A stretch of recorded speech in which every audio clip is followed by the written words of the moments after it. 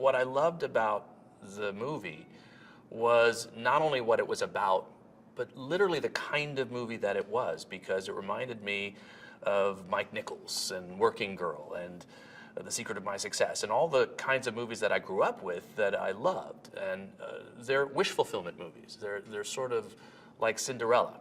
It's about, you know, a second chance for a person and getting a disguise magically through the storytelling to become another person.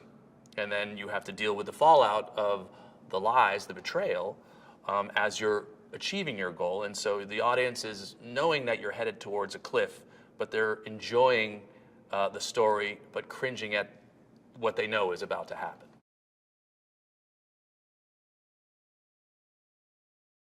I had not worked with her before. Obviously, I knew of Jennifer, but to me, every movie really is about concept plus star. And when I read the script and knew that Jennifer was attached, it's much easier to envision the whole movie. You know, most of the time we write in a vacuum because we don't know who we're going to be able to attach. But when you know ahead of time that this person is attached, and Jennifer playing this kind of role is the kind of Jennifer movie that I love the most. And I, again, felt like this was such a great opportunity, not only for me, but for her. And, you know, again, it was the kind of movie that just isn't being made these days.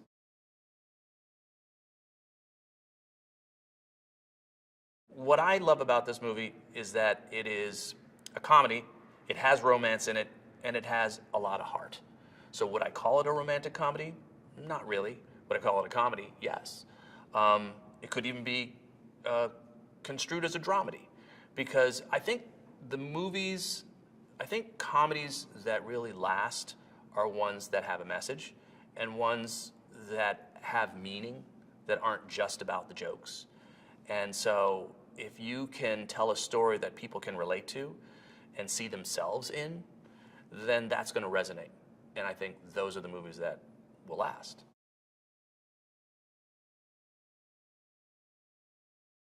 Well, Maya really is an every person. We all have dreams, and we usually don't achieve all of those dreams. And Maya is a person who had to make certain choices because of things that happened in her life early on. And there was a lot of regret about things that could have been different.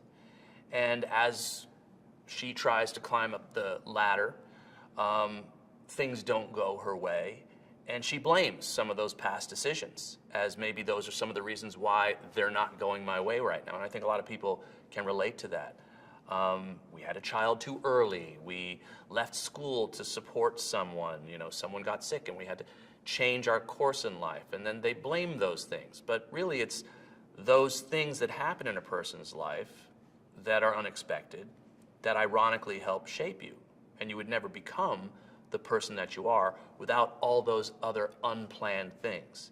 And Maya is somebody who's experienced the culmination of all of these roads coming together.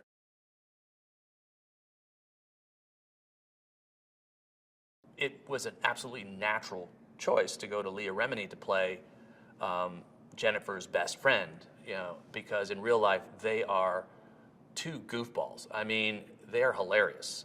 Leah does not hold back, and she will punch Jen and, you know, push her in the face and just, you know, it's like no holds barred. And she brings that to the role, and the physicality and little moments, you know, and I was telling her the other day, she brings moments that are not on the page. And you can just tell that they're best friends, and suddenly you forget you're watching a movie and you really are watching two pals. And Joan is Leah. So while she's a great actress, she was also like herself in this, and I think that's what's so great about her. She's such a wonderful actress.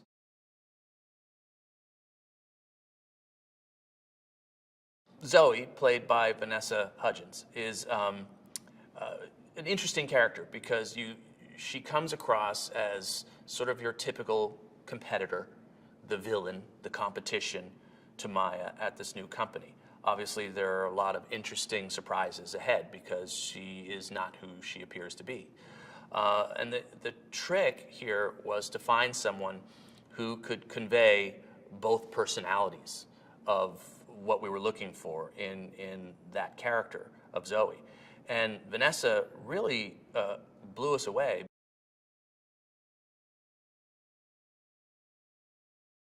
There's always that thing when you meet someone that you've seen on television and, you know, in concert and whatever, and you say, oh my gosh, you know, she's a star. And she is, but she's also kind of a normal person. And, you know, she's a mom. And, you know, we talk about our kids, you know, and it's, you know, really funny that, you know, we're both sort of close in our age and where we are in life, and so there's a level of experience there that, you know, I can really find very identifiable with her. And she's an amazing actor. She really is. And I didn't know the level that she could, you know, dial herself in and out of moments, and it's really incredibly impressive. I mean, she's really one of the best actors I think I've ever worked with.